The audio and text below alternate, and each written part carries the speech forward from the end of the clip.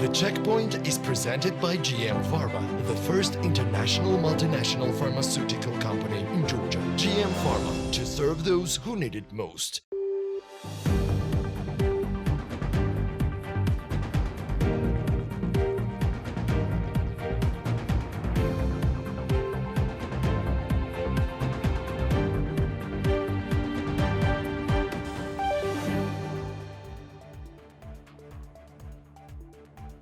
The demand for new apartments has increased, especially in Saburtalo and Didigomi. Collier's Tbilisi Residential Real Estate Market Review says, which summarizes the data for 9 months of 2022.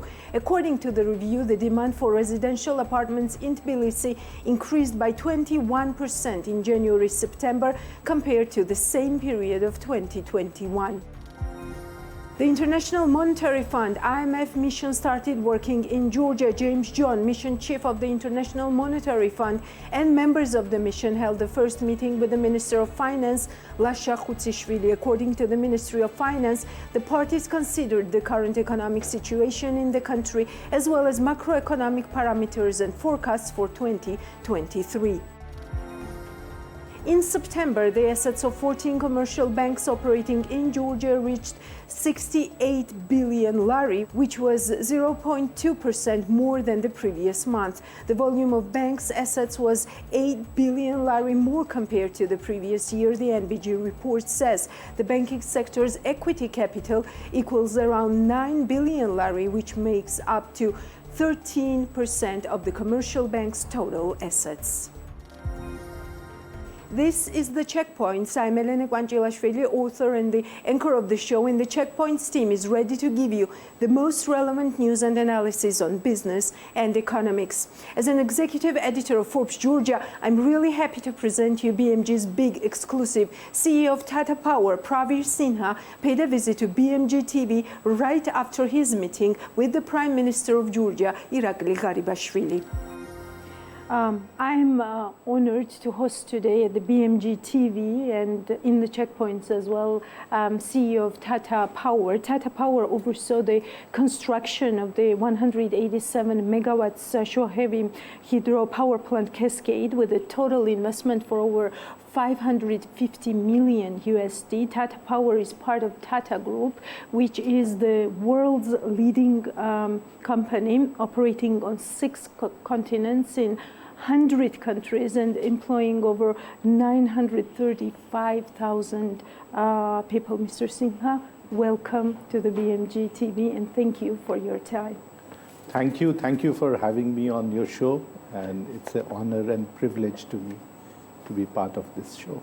For me too. Mr. Sinha, please elaborate a little bit about your purpose of visit in Georgia and also the meetings that you had during this period with Prime Minister and other officials. So the purpose of visit was two. One was to meet the Honorable Prime Minister and thank him for all the support during COVID period. Last 2 years we couldn't come and meet him.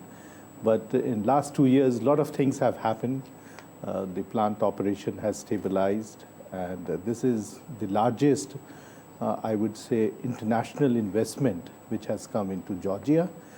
We have one sponsor from Norway, and the second sponsor from India.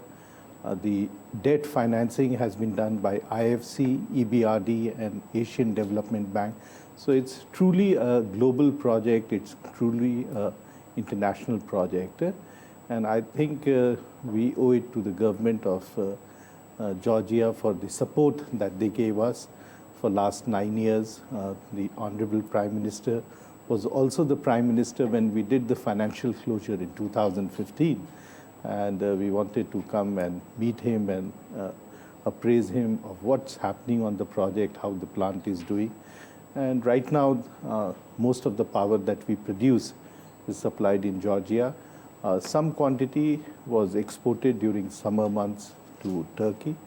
And we were exploring that how better we can service the power supply in Georgia in coming years. I mentioned the investment already. It was over 550 million USD.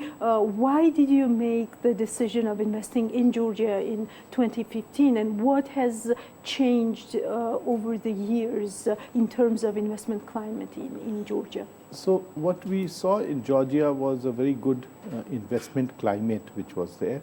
And I think globally people were looking at an opportunity to set up a good hydropower plant, green plant.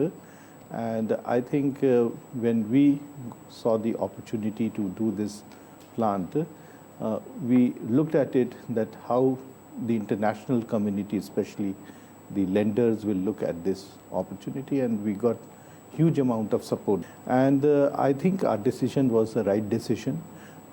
This is one of the good templates of international cooperation and development that can happen, and how we can collaborate to produce clean and green energy.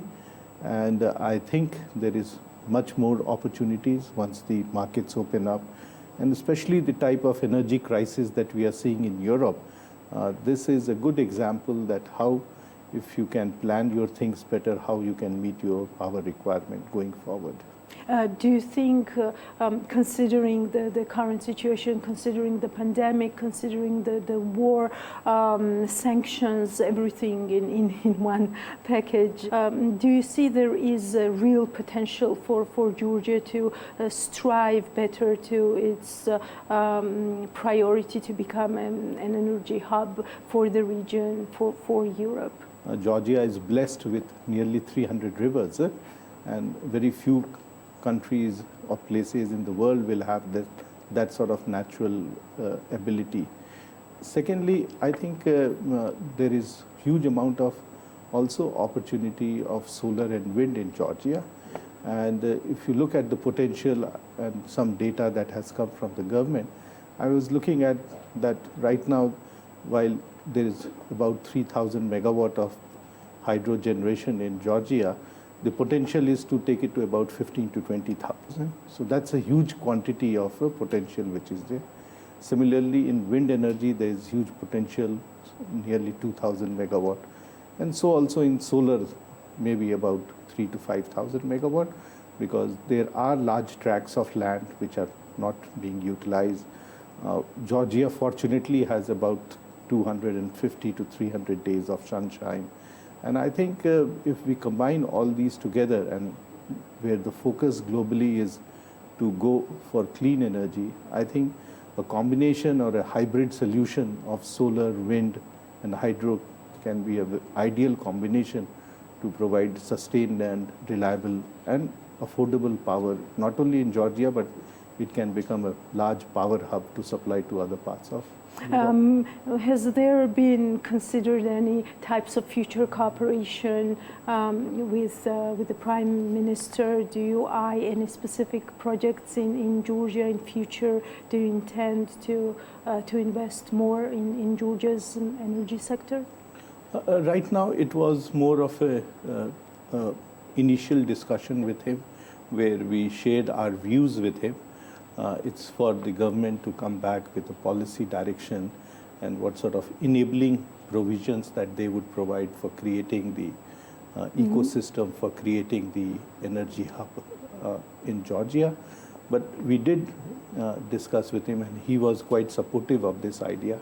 And I'm sure the government of Georgia and the Prime Minister will come with some ideas which will help us to take forward this initiative. Yes, what are some of the ideas, initiatives, reforms that the government of Georgia could set as a priority to give you more bravery, more motivation to invest further in Georgia's energy sector? We have shared our thoughts with the Georgian government, and I think Prime Minister was very open to all these ideas, and he said that you just wait for some time, we'll come back with a very detailed policy and the enabling provisions that can be provided to attract investment in the power sector in Georgia. You probably know that Georgia is working on a new model, which is called CFD model, which is considered to be better fiscal solution, so to say, than the PPA that was in case of Shua Heavy. For example, considering your experience and your work in so many countries around, would you say that CFD is more practical approach than PPA? And how did PPA work in case of Shua Heavy? Did you need that type of guarantee from the government to proceed with the project? So I don't know the new policy, and we are waiting to hear from the government the details of it for us to make a real comment on its effectiveness.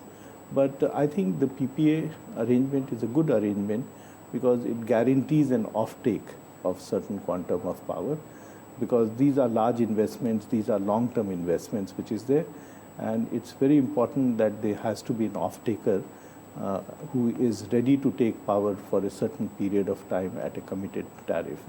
So I think globally also we have seen that the PPAs, long-term PPAs, are very important till such time the market develops whereby you have a very attractive day-ahead market or a very attractive exchange in which you can sell and buy power.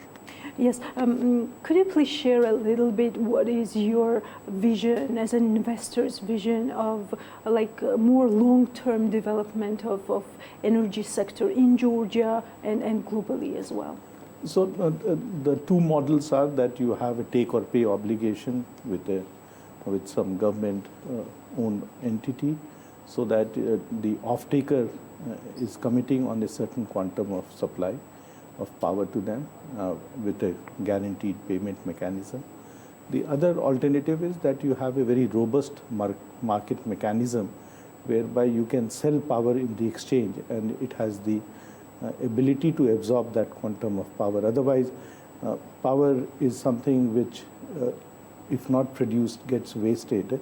And it's very important that you have an entity or a platform in which you can do a real-time transaction. Considering the scale of your business, like more than 100 countries, 6 continents, how did the pandemic affect Tata Group, and what are some of the lessons that could be learned out of this tough times? So we are a utility, public utility, and as a public utility, it's our responsibility to supply this electricity, whether it is in terms of generating of electricity, transmission and distribution. And for us, it was very tough because in spite of pandemic, we had to go to office or to our plants and work over there.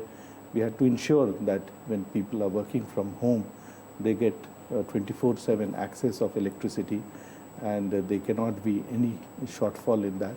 So it has been a very tough. But what is also important is that if you have a company, and we are a 107-year-old company, then there is huge amount of diligence, huge amount of resilience in the organization. And the organization DNA is such that even in difficult conditions, people come and work because they consider that as their duty. So I think we are blessed in Tata Power that we have very good employee spirit in terms of providing service to the people. And during COVID period, all our offices, all our plants, all our distribution services worked 24/7. I myself worked right through. There was never a break for us. And I think we have come out of it. It was a very, very tough period where we did lose some of our colleagues and employees. But I think we have come out of it, and I hope the worst is behind us. Looking at the outlooks, what is your sense? Is the uncertainty there, and how does that uncertainty affect investment decisions? Because as you mentioned, these are large-scale investments, and these are like long-term investments. Yeah, but there are certain things which are fundamental for any development.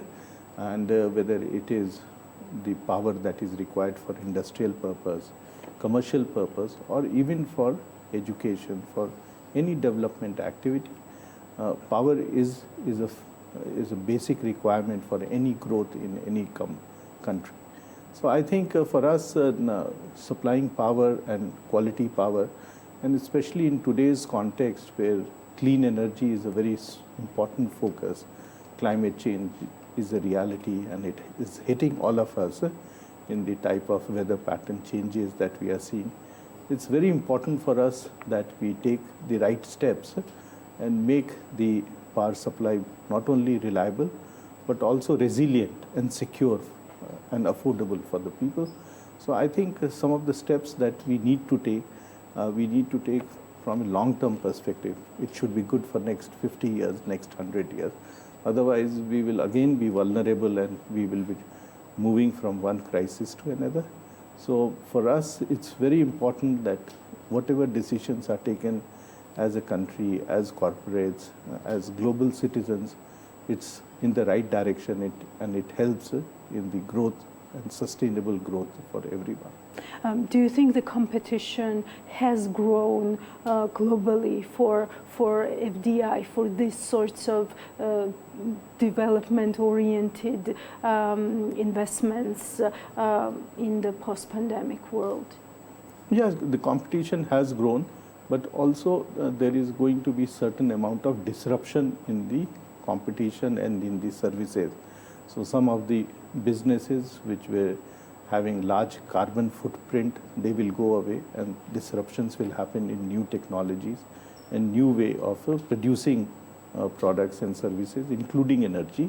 So I think that many more new opportunities are being created, but we need to carry out huge amount of research work. We need to come up with good and smart and long-term solutions. And I think there is huge opportunity globally because many of the things that we were doing earlier, we need to move away.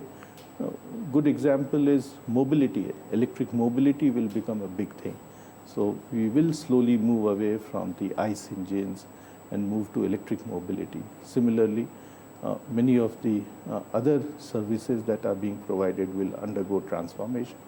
In telecom, from 4G, we will move into 5G and maybe at some stage to 6G.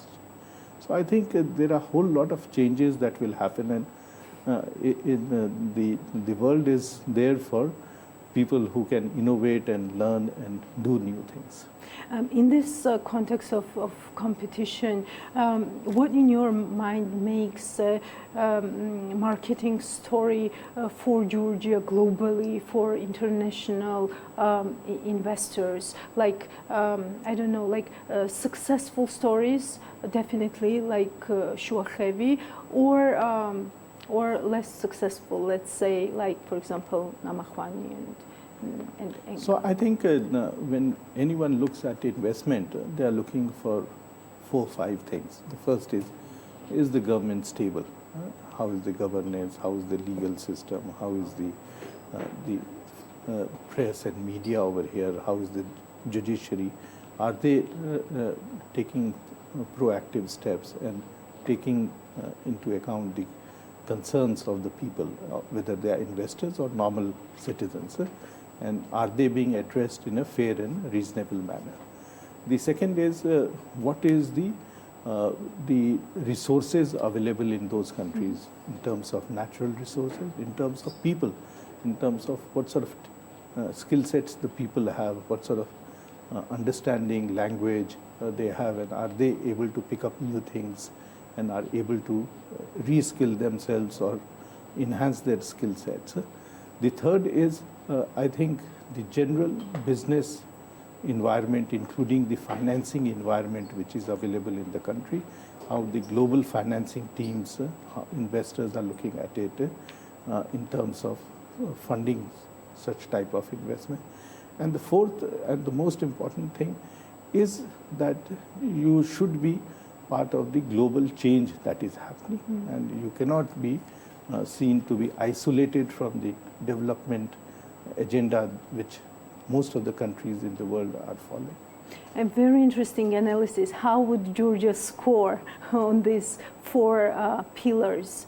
that you have just mentioned? The very fact that we came and did the investment many years back. I knew that would be the answer, actually. Because the proof of the pudding is in eating, and we've come and invested, and we are very happy over here, and we feel very proud to be associated in Georgia with the Georgian people, and I'm sure this is a relationship that we will continue. I won't take up a lot of your time, but I've read that you are a regular speaker in various forums in India and abroad, including World Bank, MIT, Rockefeller Foundation. What would be the opening line about Georgia if you were asked to kind of like showcase Georgia as an investment country? It's a beautiful place. People are very good, and I think I enjoy working over here and coming over here. I'm really glad you came to BMG TV. Thank you, sir, for a very interesting interview. Thank you very much. More on the energy sector. The Renewable Energy Investment Conference organized by GNERC and Energy Regulators Regional Association was held in Tbilisi. During the conference, the regulators, the representatives of the business sector and governmental agencies discussed the Georgian energy sector and looked for potential synergies. Our reporter, Georgi Aronia, was in attendance. He will tell us more about the conference. The energy sector is of crucial importance to Georgia. There are too many reasons to count why, but most important are energy security and the vast potential that our country undoubtedly has. Last week, yet another crucial event, the Renewable Energy Investment Conference, was held in Tbilisi, for which representatives of European energy regulators, business sector and governmental agencies assembled to discuss the Georgian investment climate, energy policy and the opportunities that exist in the country. The Georgian energy system is in a very, very excellent way. So they are already very close to the European systems, and they are implementing a lot of different kind of projects to get in line with the European legal requirements.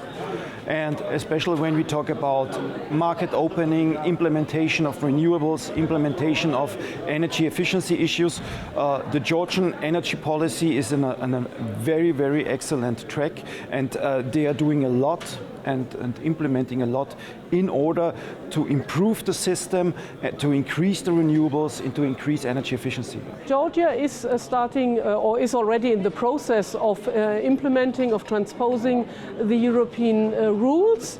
They have opened the market and they are increasing the openness of market step by step. The Vice Minister was saying that for next year it is planned to open the day-ahead market, so that step by step the Georgian market completes the set of rules it applies and therefore moves closer to the European Union, so that it will be able to be there on an equal footing by applying the same rules. And that is also fostered with the energy community, of which Georgia is already part. So this is kind of a bridge, I would say, supporting also the accession then to the specific EU rules. Among the topics I discussed with the experts was the difference between various financing mechanisms for energy projects that exist in Georgia. A few years back, the PPA mechanism was in place in Georgia. In 2017, upon the publication of the Fiscal Transparency Evaluation Report by the International Monetary Fund, the execution of the PPA mechanism was put on hold. As a contra-reaction, the government of Georgia introduced the so-called feed-in premiums, which were never implemented. In the near past, the government of Georgia has been actively promoting the so-called CFD mechanism, which is widely used in several EU countries. Given that the details of the Georgian CFD mechanism are still unknown, I asked foreign experts to share their experience. The difference of the CFD compared to the feed-in tariff system, that it is much more market-based, so it can follow the drop of the technology and the more efficient technologies. So at the same time, it can capture the dynamic nature of the changes, and also it can give a stable framework for the investors and the customers. So we have good experience with that in the EU and also in Hungary, and we think it's a good step, and it can also economize public funds for Georgia public funds, and it's also a good tool in the hand of the regulatory authority to manage the energy transition and the stepping towards the cleaner energy system in Georgia. If you invest in renewables or you want to increase the renewables, two issues are very important. The first issue is that you have a solid, reliable system, a solid and reliable legislation, that you can rely on the country that your investment is safe. And the other point, of course, is those who invest, they expect a return on their investment, of course. So the approach is to have a more market-based system, so that public subsidies, investments are allocated on market-based approaches. There's no European CFD model yet, but for example in Italy it works, and this means that in renewables projects are subsidized or supported by a specific price premium or a price decrease depending on the market price. While talking about energy, it is impossible not to mention the energy crisis that is taking Europe by storm. As experts claim, the energy crisis will persist for yet another 5 to 6 years. While it is one of the greatest challenges Europe has ever seen, it is an opportunity as well. According to experts I talked to, it is the perfect time to develop the renewable energy industry. The current energy crisis, it hits the EU the hardest right now, and the root cause of the current crisis is a lack of gas, natural gas. I see that in Georgia this is not such a big problem because not so reliant on Russian energy sources, which is a very good starting position to overcome in these difficulties. But if we look at the globally the energy landscape, then I would expect that the current situation lasts for like 5 to 6 years, while the global gas market, also from the source side and also from the infrastructure side, can keep up and rebalance the current missing volumes from the global gas market. This war in Ukraine and the impact on the whole energy system, and as you said, some countries are more affected, some countries are less affected, but nevertheless all countries are somehow involved in the whole thing. So therefore, yes, also for Georgia, this is, I think, a chance to develop the market, and also it is a boost for the renewables, because all countries in the world now, they are facing the crisis and they realize how important it is to produce the energy on your own, to reduce imports, to increase the domestic production of energy. So it is a boost for the renewables, and it is also a boost and a momentum for energy efficiency. Also, and especially for Georgia, this is a great opportunity to use this momentum and to boost these reforms they all have already introduced, and to boost the energy policies towards a more sustainable energy system. Let me repeat myself. The energy sector is of crucial importance to Georgia, so let's hope that it will truly be a bridge that ties Georgia and the European Union on a lifelong journey towards unity. Let us check now how business in Georgia has been doing this week. Our reporter Natia Taktakishvili has pulled together this week's Business Wire. Khatia Kasrashvili, manager of e-scooters, declares that the sales rate of e-scooters has doubled due to the traffic jams in the capital city. After spring, the demand for electric scooters doubled. Customers who come to us say that because of the traffic jams, they want to switch to electric scooters as one of the alternative means of transportation. Khatia Kasrashvili explained, adding that along with the increase in sales figures, the company's demand for electric scooters repair services also increased. The company also says that due to the high demand, they are planning to add employees and expand in the future. The prices of e-scooters ranges from 1,150 gelari to 6,000 gelari. Irakli Gurchiani, the founder of Toyota Center Tbilisi, expects that the sales of the company will increase by 10% this year. According to Gurchiani, the purchasing power of the population grew compared to the previous years, and it had a positive effect on car sales. This year, sales of Toyota Center Tbilisi will increase by about 10% because the number of cars is limited. This was not our target indicator. We plan to sell about 1,500 cars during the year, but now it will be good if we reach 700 or 800 cars. There are many buyers, but there are no cars. Despite the fact that the country is not very rich, there are so many customers that they can absorb the quantities of new cars not only from Toyota but also from all other manufacturers, explained the founder of Toyota Center Tbilisi. Irakli Gurchiani, the founder of Hotel Gistola located in Mestia, says that the most important issue for turning Svaneti into a winter resort is the road. Talking to BMG, Gurchiani says that in the light of at least 10-hour road, the business cannot expect a flow of tourists, especially since the supply of electricity and internet remains a problem in the region even in the winter season for 2023. According to him, it takes 12 hours to get from Tbilisi by bus, 5 hours from Kutaisi. Therefore, until the tunnel from Kutaisi to Svaneti is not built, it's very difficult to consider Svaneti as a winter resort. Gurchiani notes that planning a tour on such a long road is not priority for any foreign travel agency. Svaneti has a huge potential if the tunnel project is implemented, but it is suspended at this stage. If it is done, the business will no longer need any help from the state. Tbilisi residents also will visit Svaneti like Godavari. If a tunnel is built from Kutaisi to Svaneti, you will be in Mestia within 3 hours, so Svaneti will become a premium resort like Switzerland.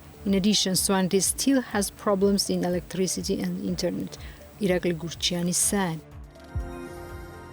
Construction works for the rehabilitation of Akhtala Resort have not yet started. Lia Chikhladze, the lawyer of the investment company Global Victory Georgia, the owner of Akhtala Resort, told BMG. According to her, the rehabilitation process should be completed by 2024, and investors are currently in the process of searching for a construction company. The rehabilitation process of the resort has started. The foundation, water supply and sewage systems are arranged, but hotel construction is delayed. Former tender winner company has refused to build the hotel, and a new competition has been announced to select a new construction company, says Lia Chikhladze. According to her, if the rehabilitation process of the project is not completed by 2024, the investor company will be charged a penalty for breach of contract. The rehabilitation project of Akhtala Resort includes a 120-room hotel complex, indoor and outdoor swimming pools, restaurant, a rehabilitation and wellness center, and a parking lot for at least 50 cars. This week, Georgia officially launched a human capital program with World Bank and AFD support, which aims to unlock the country's growth potential through investments in health, education, and social protection. This is the largest World Bank investment ever extended to Georgia during the 3 decades of partnership, and the bank's first cross-sectorial operation comprehensively targeting 3 critical areas of human development. In order to support Georgia's human capital program, the World Bank invested $400 million USD, and the Agency Française de Développement, AFD, contributed by co-financing an amount of 100 million euros. Why is this program so important? Essentially 3 reasons. Number 1, we have some of the lowest reading score, in fact the second lowest reading scores across the Europe and Central Asia region here in Georgia.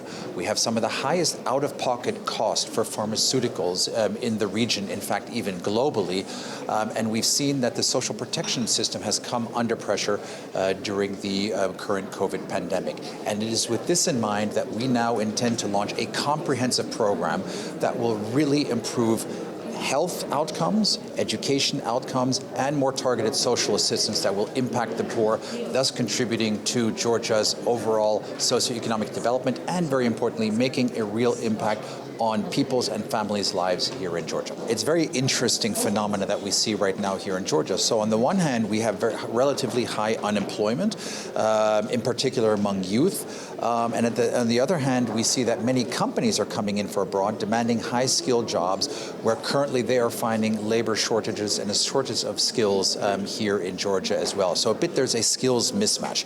So number one, what needs to happen is we need to have an education system that provides higher-level skills to meet some of the more service industry and skills that require a higher education level. Number two, we need to improve upon our vocational training here in Georgia as well. And number three, we need to provide higher paid jobs so that people, in fact, choose to stay in Georgia rather than working abroad. Since 2018, we have been working with the Georgian government, and mostly in the health sector and the social welfare. We have been working with them for the IDPs, for the mental health, and also for the development of the social code. We wanted to do much more with the government, as social welfare is definitely the backbone of our activity, AFD activity in the country. And the government said that they were okay to work with us, but they wanted to change the method. They wanted more coordination between the development partners, and that's why we are co-financing with the World Bank. And the team have been doing a very excellent work proposing a program, and AFD has been bringing the value added in terms of gender, in terms of climate change, in terms of EU norms, as we are a EU development partner. Georgia has made a lot of progress both in health, in education, and in social protection over the last years. But there's a lot of challenges that remain, and we are very proud to continuing partnering with the government in these very important reforms that the country brings ahead. In this program, the country is going to have a holistic approach. It's going to have a very strong emphasis on cross-sectorial investments and a very strong focus on results on human development. In education in particular, we are extremely proud of the set of reforms and the programs that are going to be put forward, both in terms of the higher education and revisiting the admissions process for higher education, revisiting the financing formula for general education, and also work on something that we know provides a lot of impacts on child development and human capital accumulation, which is the quality of human capital. With this set of investments, we hope to bring support to the government to achieve greater efficiencies, to achieve greater inclusion, and to achieve greater digital connectivity in the services that are provided to all beneficiaries of this project. Of the 48 countries in Europe and Central Asia included in the Human Capital Index 2020, the newest one, 33 are among the upper third in the world, and almost all are in the top half. These findings are broadly in line with the relatively high incomes of countries in the region, with richer countries able to invest more in basic education and health services than poorer countries. However, there are significant variations within the region. Among the region's emerging and developing economies, a child born in Poland can expect to achieve 75% of the productivity of a fully educated adult in optimal health. In contrast, a child born in Tajikistan, for instance, can expect to achieve only 50% productivity. Georgia has an overall HCI score of 0.57, which means that a child born in Georgia is expected to grow up to be only 57% as productive as they could be if they enjoyed complete education and full health. While the HCI score for 2020 is higher than the average for upper middle income countries worldwide and above its 2010 value of 0.54, it is lower than the average of the Europe and Central Asia region. Increasing the quality of education reflected in international test scores will help Georgia to catch up with the regional average.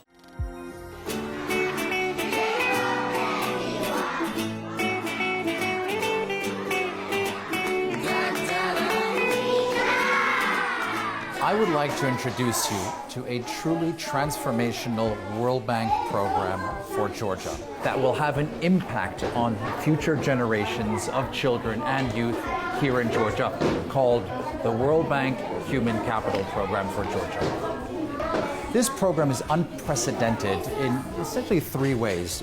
To begin with, it is the largest single investment that the World Bank has ever made in Georgia. It is also the first human capital program that the World Bank has ever undertaken, spanning education, health, and social protection impacts. And third, it is the first time that we use the Performance for Results instrument here in Georgia, which essentially means that it covers and pays out when certain outcomes, as opposed to inputs, are achieved.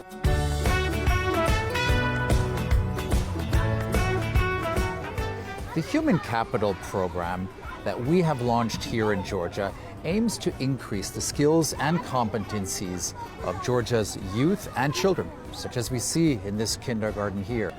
In essence, this program aims to ensure that we move beyond mere knowledge learning to ensure that today's youth, again, and children are equipped with the necessary problem-solving skills, collaboration and teamwork skills, and indeed communication skills as well. But before I go into more depth and talk to you about our Human Capital Program here in Georgia, allow me to take you back on a journey that spans almost 30 years of reforms to the education, health, and social protection sectors.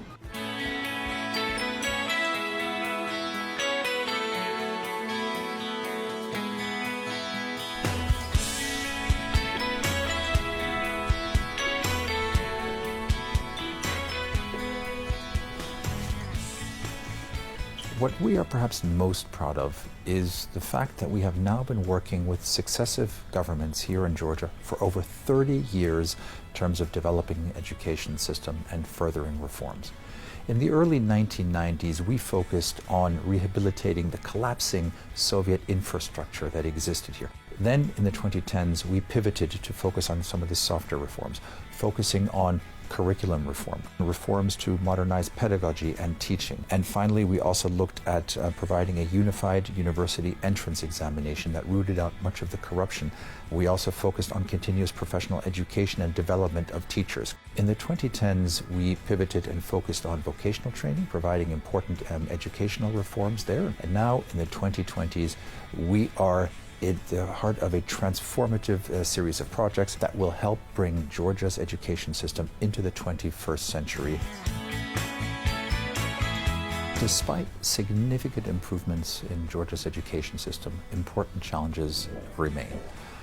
To begin with, we know that according to the World Bank's Human Capital Index, Georgia ranks 57th percentile, which is low compared to other countries in the Europe and Central Asia regions, as well as comparator countries that are upper middle income countries. Two, when it comes to PISA, Georgia right now is about 100 points below the PISA average in terms of education and learning outcomes. When you compare Georgia's education system to its OECD peers, you see that there's a learning gap of 3 years. So a Georgian 15-year-old is performing at the level of a 12-year-old in terms of OECD averages. And we see similar issues across other human capital fields.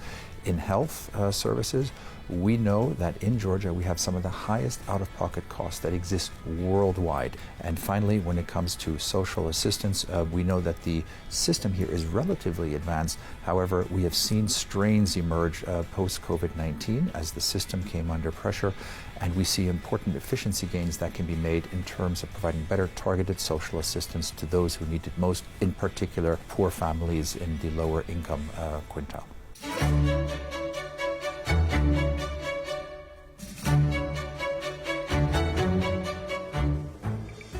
Taken as a whole, the World Bank is taking a comprehensive approach to education reform here in Georgia. To begin with, we are focusing on the hard infrastructure.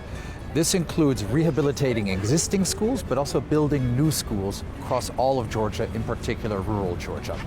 More specifically, we aim to build modern classrooms, modern schools that are properly equipped with the latest digital equipment, but also foster and support STEM subjects, chemistry and physics, with proper laboratories in particular. But perhaps more importantly is our focus on the soft side of education reform. This starts with early childhood education, making sure that we're moving from a caretaking environment to a learning environment, making sure that Georgia has the potential to not only attract but also motivate and retain top and talented teachers, looking at curricular reform, the latest in pedagogy, and also ensuring for continuous professional education of teachers across Georgia. When it comes to university, we want to look at and see what can we do to improve the current entrance examination. And finally, vocational training is an important component as well.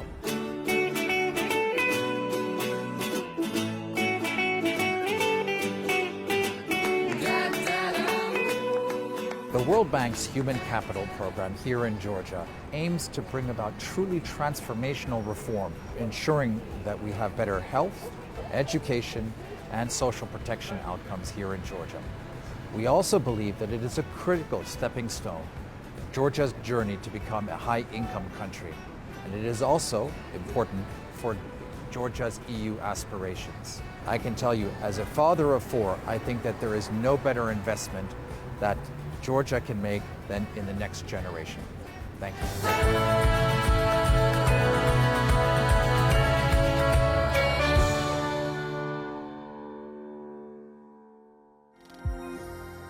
The World Bank is helping governments develop long-term solutions that will build more resilient, inclusive economies in the post-pandemic era. Examples of such work include Ukraine, where the World Bank is strengthening the country's health response to COVID-19, including modernizing emergency departments and stroke units in 40 hospitals and training thousands of Ukrainian doctors. In Turkey, the World Bank is supporting the development of TV and digital content for blended teaching and learning when schools reopen. In Georgia, before the official launch of the Human Capital Program just this week, the World Bank had already been supporting two projects critical for human capital development. The Innovation, Inclusion and Quality project aimed at increasing access to preschool education, higher quality education and improved learning environments, and the Login Georgia project, which sets out to bring fast and affordable broadband internet connection to nearly 500,000 people living in rural and hard-to-reach areas, making available such services as e-learning and telemedicine, both of which have proven to be invaluable during the COVID-19 pandemic. For more analysis, we sat down with Ahmet Levent Yener, Program Leader for Human Development, Europe and Central Asia at the World Bank. What is the main focus of this program? Why human development and why now? And why in Georgia? Too many whys. Well, let me start one by one. Thank you, Elena, for giving us this opportunity to talk about this very important topic. But if you let me, I would like to start with what human capital is. Human capital is the education, skills, health that people accumulate throughout their lives. It is important for building strong societies, which will bring the nation to the next stages of its development agenda.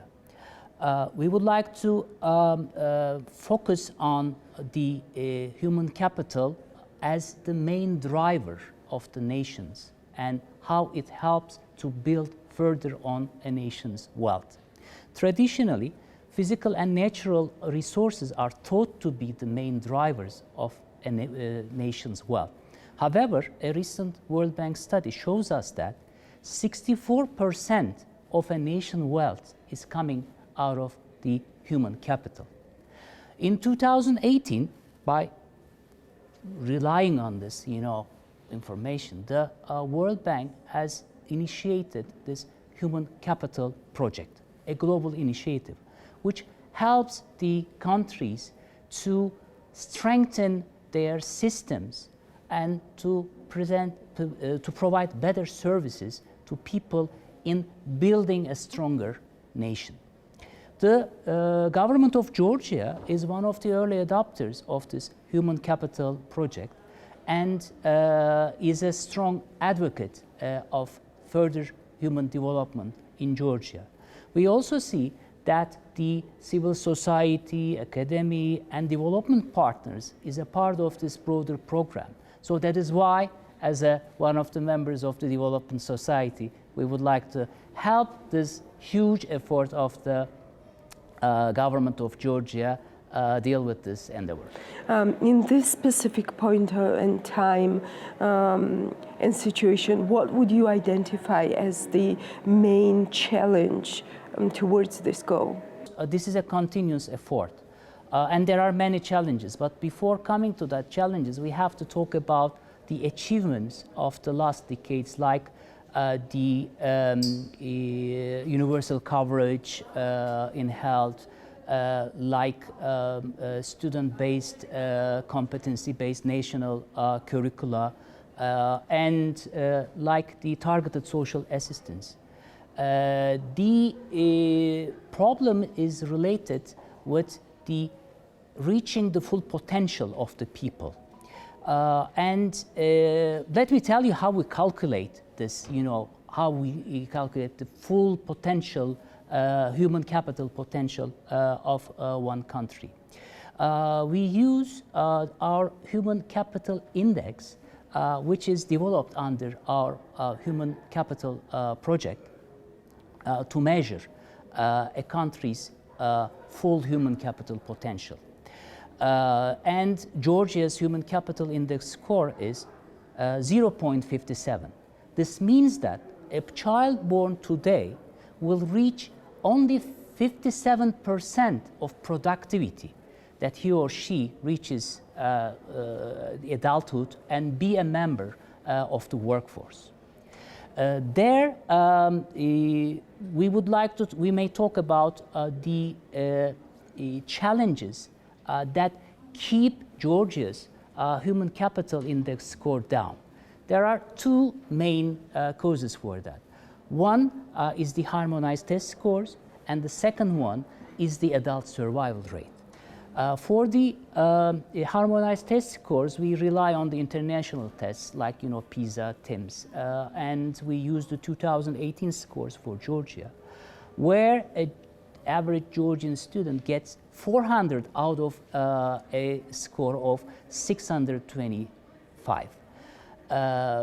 And for the adult survival rate, we talk about only 85% of an 15 years old will reach to age of 60.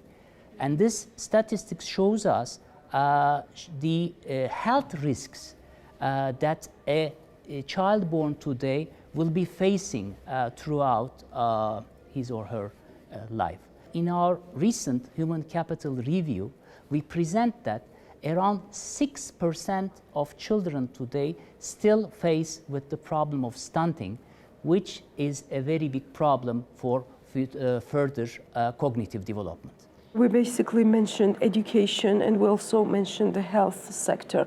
What are some other sectors that are also involved, like directly or indirectly, in building this human capital, just to see the scope of this program? Exactly. So a development of a country, of a nation, is not only built on the human development sectors that we call education, health and social protection, and employment and jobs, but the support of all the other sectors are important. There, we recommend the client countries, the countries that we work with, and to Georgia, to build efficient systems and build effective coordination between government agencies as well as the all players in the field providing services to the population. In that sense, benefiting from the new developments like digital economy will help the countries to further build on this collaborative approach. I understand that this is a long process, a very tough reform to be taken, but what are some of the measurable outcomes that you would be looking at while evaluating whether human capital development project in Georgia is working or not? Well, this is a very good question.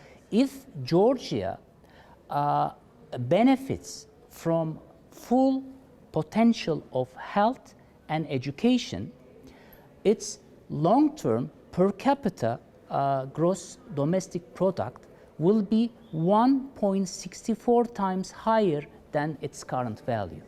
So the comparison is with Georgia's today and with the future based on the investments to be done to improve the quality of education services, health services, and the coverage of the social protection system, and providing better public employment services for the whole population, including the rural and mountainous areas. Yeah, but your focus earlier on efficiency of spending, so that means that not only investments, but smart investments, right? Exactly. What would that mean in Georgia's context? Two things.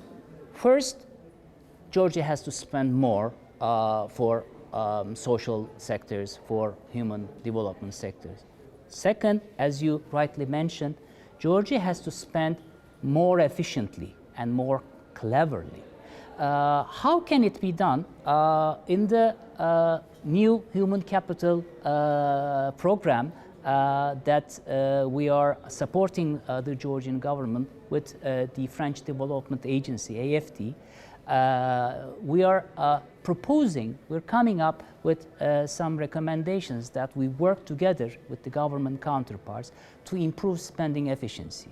One is a revised general education financing formula which considers the demographic changes.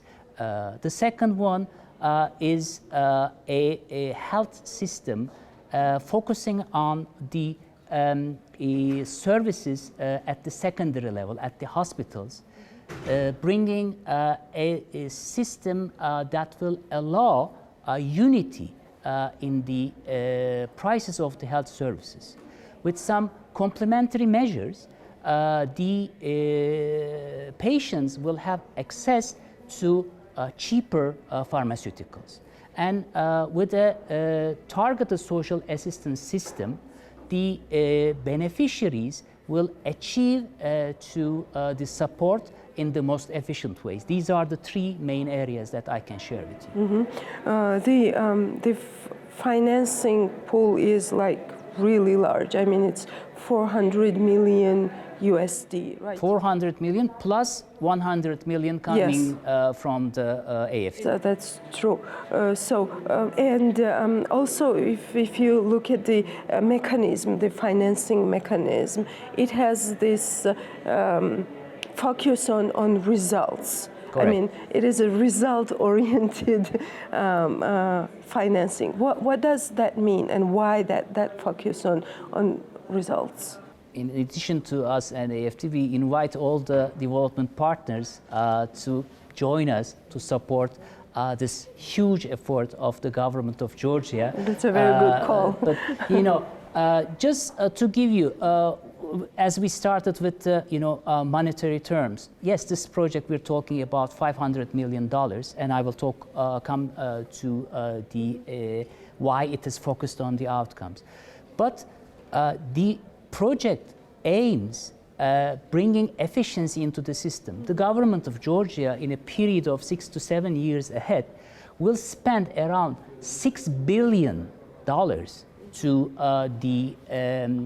for human development services, and the program aims bringing an efficiency around 1.2 to 1.7 million dollars savings. So the idea is to use the national resources in the most efficient way. Why it focuses on the outcomes? This is a new tool, a product that we and most of the other development partners have. It helps the implementing agencies in the government or the government as a whole to focus on the outcomes rather than inputs, rather than procurements, rather than identifying, collecting the inputs to make a cake. So this is a way of encouraging the implementation, and when the achievement is observed, like a pharmaceutical reform completed, including reference pricing, the government will be provided the funds to implement further actions. So then the whole focus of the people, teams, consultants working for the project or the broader program will focus on the results rather than the inputs. Which is a very smart way to motivate governments. So which reforms could be the key where World Bank sees that Georgia has the capacity to and that is why we moved to a results-based operation because Georgia has the capacity to implement it. And thanks for the question regarding which reforms. I believe the reforms focusing on three things: spending efficiency, inclusion, and connectivity will be the key to achieve this broader objective. And the new project includes specific outcomes focused under these three main focus. I can give you some examples, like under efficiency, the new general education financing formula will help the schools to use their allocations in the most efficient way. And the efficiency will be achieved in the health sector through implementation of a rigorous preventive care model, strengthening the primary health care in order to decrease the future costs of treatment. And in targeted social assistance, the improved formula will help the government to identify the exact poor and needies so that the funds will be used in the most efficient way. Inclusion. What can be done for the education sector is to make more children in the rural and mountainous areas have access to kindergartens, where they will have better education, better nutrition, and better environments. In the health sector, there will be also, inclusive actions which will help the people to deal with the high out-of-pocket payments. These efficiencies will improve the implementation and also expand the gains. And for connectivity, I can also give an example from the education sector. There will be school digital actions plans at the school levels, which will help the students to expand, to improve their digital skills, which will help them to become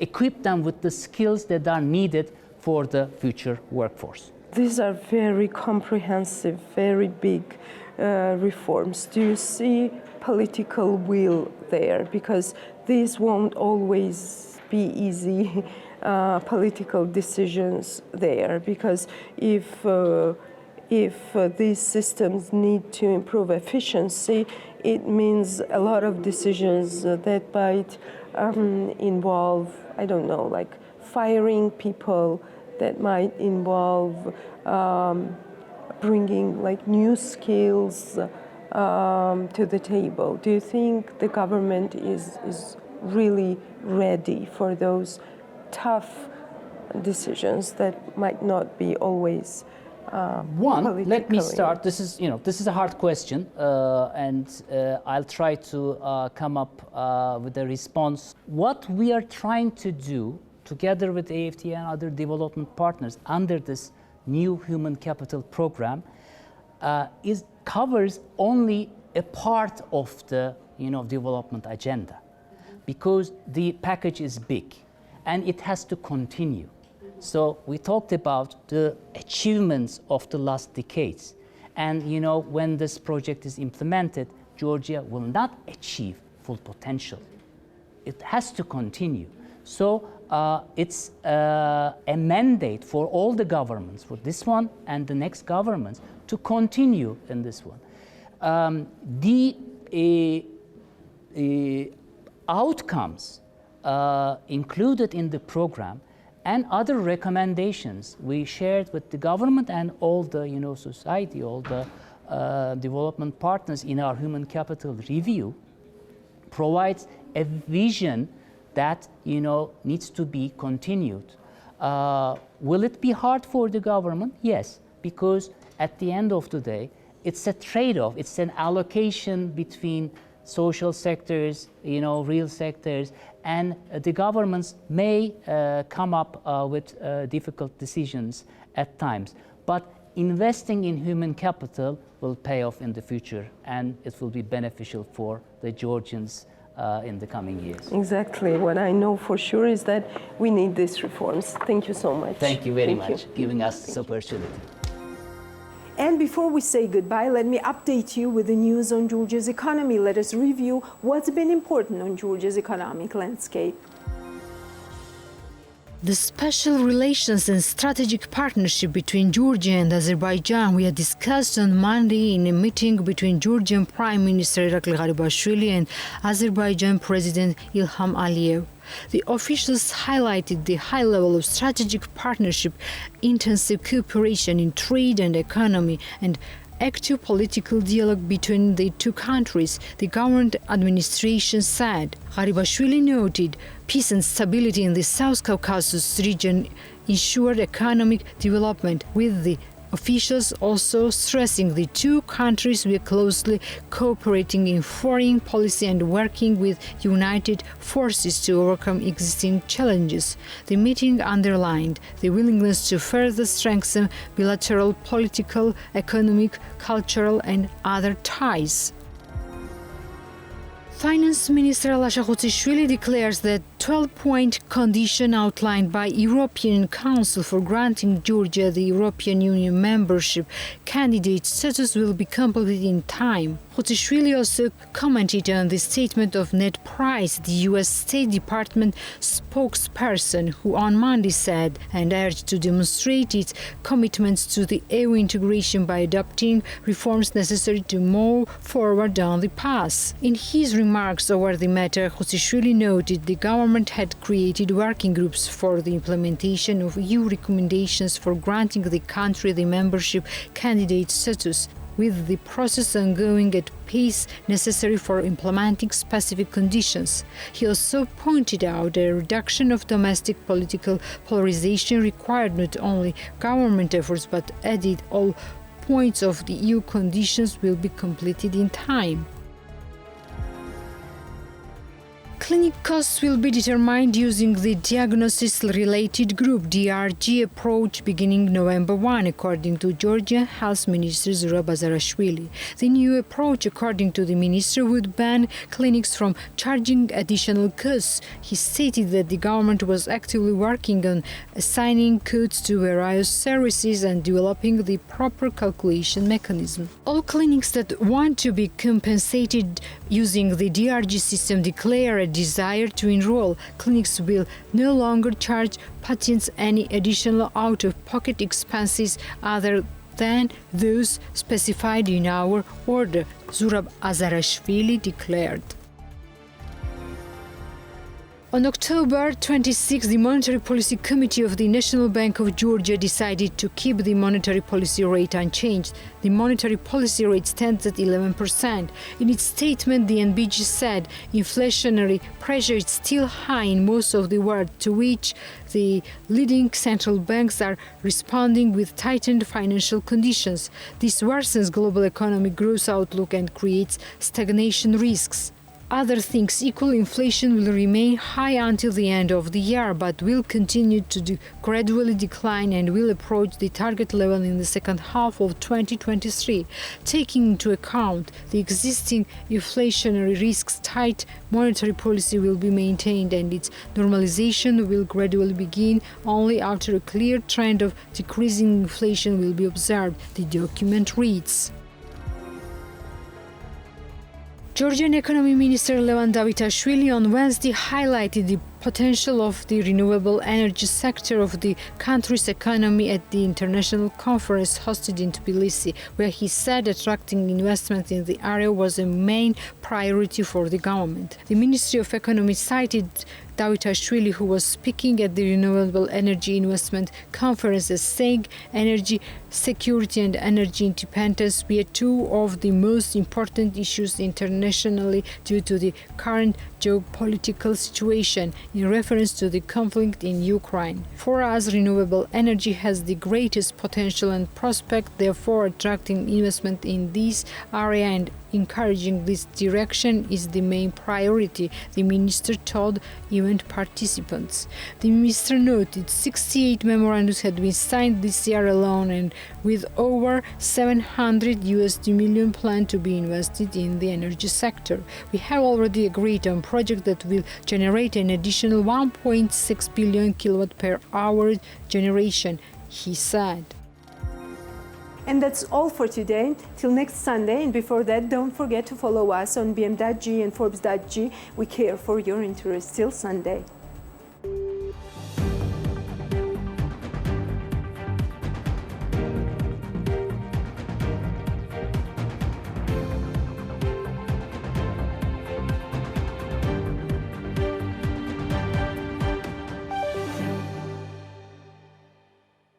The Checkpoint is presented by GM Pharma, the first international multinational pharmaceutical company in Georgia. GM Pharma, to serve those who need it most.